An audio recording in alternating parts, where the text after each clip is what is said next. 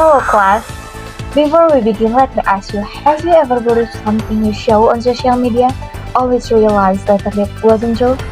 Almost all of us have, and that moment shows just how strongly these platforms shape our thinking.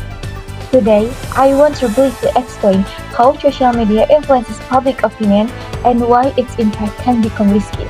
Social media has evolved far beyond simple communication. It has become a major public arena where ideas spread rapidly and where people often form their views on social and political issues.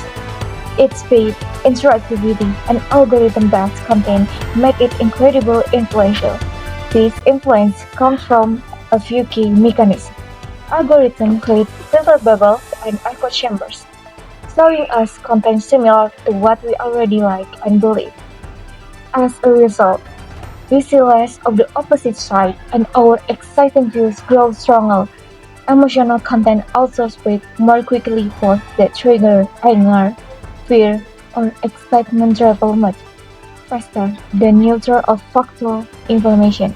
And so, micro-targeting specific groups can reach it with tailored message that subtly shape opinion. Study case. This mechanism helps us understand why misinformation spreads so easily, and one of the clearest examples comes from Indonesia. During election season, political hoaxes spread widely across WhatsApp, Facebook, TikTok, and X. Some hoaxes made false claims about political, while others used edited videos to distort statements. Many were built around conspiracy-style narratives meant to provoke fear or anger. This message spread quickly because they felt urgent, came from familiar context, and were amplified by platform algorithms. The impact was real. Inclusion, political polarization, the craving trust in official information, distort public perception, and repeated efforts by fact-checkers to correct widespread confusion. This case shows how powerful and potentially harmful social media can become when emotional content, algorithms, and political interests interact. With that foundation, we can now look deeper into the issue. To continue the discussion on misinformation and political hoax, I'd like to invite Azizah Nielsa to continue. The stage is yours, Nielsa. Okay, thank you for Rizia. Now in this section, we discuss how public opinion can be influenced through digital platforms.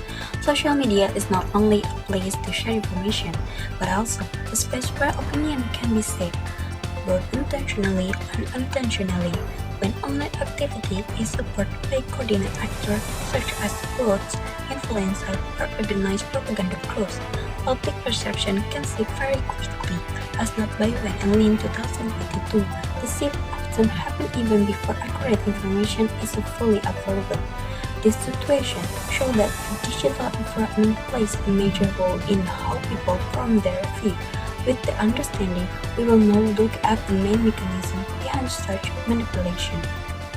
Research identified three key mechanisms that explain how manipulation occurs online. The first is the use of bot account and digital propaganda. These automated accounts are designed to boost certain message, making the app more popular than they actually are.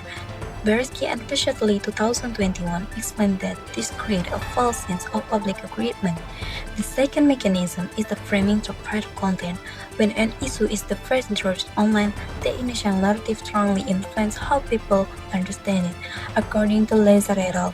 2020, even when corrections happen later, they rarely change the audience first impression. The third mechanism is the influence of repeat exposure. Constant exposure to biased or sensational content can slowly shape public belief and decision. Research by Case and Shonelly show that viral posts can affect opinion on politics, social issues, and even policy choice. In conclusion, manipulation of public opinion happens through automated application, early narrative framing, and the repeat exposure to influential content. Understanding this mechanism helps us recognize how quickly digital information can shape public perception today. To continue, I'd like to hand it over to Aya. Next, I will analyze the case study presented by Rizia according to Bawaslu statistic. 1,023 alleged violations in the 2024 election have been identified. They arrived from report and findings specifically. 482 are report and 541 are finding. The data below show this total number of findings from various types of report. Upon closer examination, 479 are violation, 324 are not, and 220 are still being processed. However, according to Bawaslu Perfecto 2024, as of February 26, 2024, there were only 332 report and finding. Of those 332, 149 are under review. 108 have been discontinued and 65 cases are being handled by the police. According to Bawaslu's statement, this decrease in case is due to public support. Bawaslu optimization of violation, prevention, public and election participant, awareness of the law, and the relative short campaign period. So, on this slide, I want to highlight a few things we should keep in mind when talking about how social media shape public opinion. First, there's the issue of speed versus accuracy. Online, people often care more about being fast than being correct, and that affects how opinion form. Second, algorithms also play a hard role. They keep showing us similar content, which slowly shape our views without us realizing it. 3. Emotional content spreads faster. When we react or share something just because it triggers us, it can actually create real social harm. Next, digital literacy matters. Being able to evaluate information critically help us avoid echo chambers and misinformation. And finally, online reaction don't stay online. They can affect trust, relationship, and even lead to offline conflict. So what we do on social media really matters. So, to wrap everything up, social media has a strong influence on how public opinion is formed. Emotional content, algorithm, and the speed of information make people form opinions quickly, sometimes before the facts are even checked. The hoax about the KPU adding 52 million voters is a good example of how misinformation can shape public perception and increase political tension. At the same time, social media doesn't just spread information, it shapes how we see things. We are not passive users, we are active participants.